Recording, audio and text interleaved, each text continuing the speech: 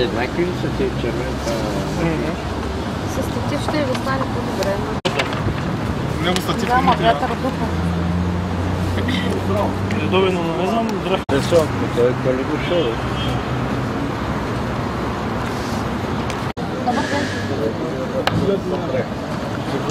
Сме се събрали да протестираме срещу приватизацията на БДЖ товарни превози и в последващата приватизация на пътнически превози. Защо съм срещу приватизацията? БДЖ е стратегически сектор, така ска в българската икономика. Още от 1888 е изключително държавен. До 1944 година дори фашистското правителство не успя да го приватизира, но сега, 23 години след 1989 година, се намери правителството, което иска да приватизира гръбнака на българската държава. Има ли приватизирано предприятие, което е било държавно, което да е успяло и да е просперирало? Може ли такъв пример да дадете? Не мога да дам такъв пример. Дори Лукойл България, стария Нефтохим държавния, успяха да го изкарат на загуба първите години.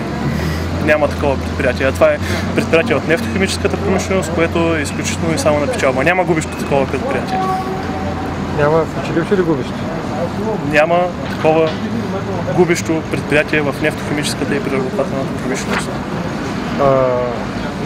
Каква ще е социалната цена на една приватизация? На БДЖ?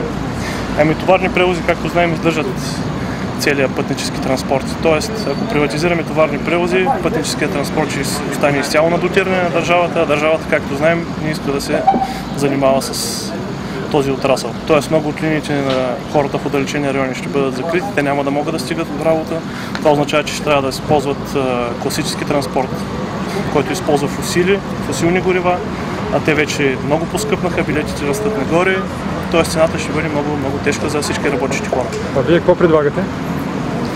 Предлагам БДЖ да остане общонародна собственост, да бъде изкарана на чисто цялата документация и да бъде разследвана за това, което се случва вътре в него, защото имаме подозрение, че държавата го лъжи и нарочно го води към фалит, за да може да го приватизира. Значи искате да кажете, че не е проблема в това дали е държавна собственост, а е проблем в управлението? Естествено, че е проблем в управлението. Всяка фирма се управлява, независимо държавна или частна, се управлява от мениджърския екип. Ако мениджърския екип е сносен и правителството има желание да се развива дадената обществена фирма, тя може да го прави. Очаквате ли да има някакъв ефект от вашите протести? Ефект за сега, като гледам хората около нас надали, но ние няма да спрем да защитаваме каузата, това стратегическите отрасли да бъдат общонародна собственост. Няма да спрем да се борим срещу приватизацията. Ние никой не сме спирали. Не знам да ме да изразяваме, защото може да сме 5, може да сме 10, ама никой не сме спирали. Точка 6. Следващата година също това с някакви подтексти виж цялата тази година. Купъчета.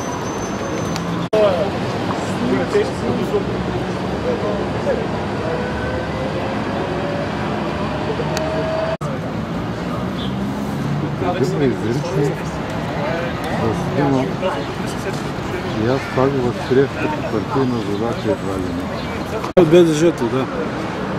Какво точно се случва в момента? В момента ли? В момента искат да вземат, аз така предполагам, някой да се напълни гуща с товарни превози, понеже те са печеливши предприятия. Печеливши като товари.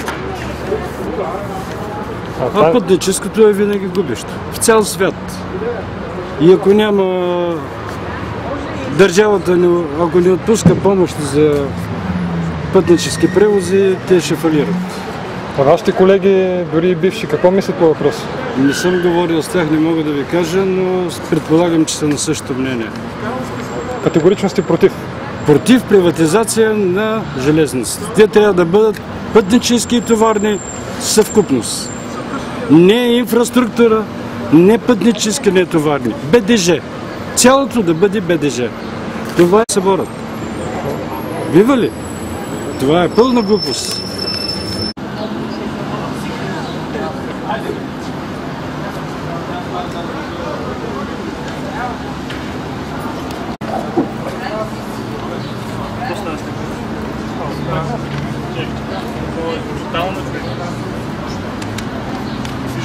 Тотална разпродажба на БДЖ. Не, това няма да го държа. В хранителните магазини. Ето, бизнес искаш да правиш с БДЖ. Това не е вярно, не съм сигурен.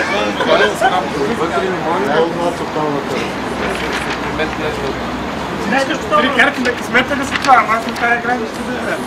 Добре си.